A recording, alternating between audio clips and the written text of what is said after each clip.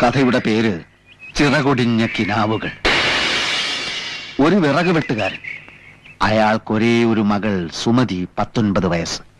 ഇവൾ സ്ഥലത്തെ ഒരു തയ്യൽക്കാരനുമായി പ്രണയത്തിലാണ്.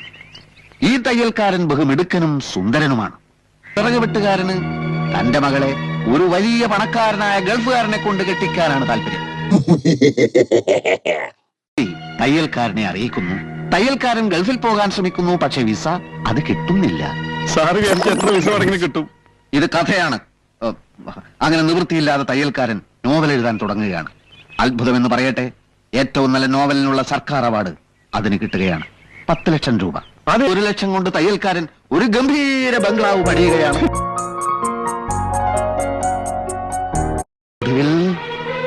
അവരൊന്നിക്കുകയാണ്.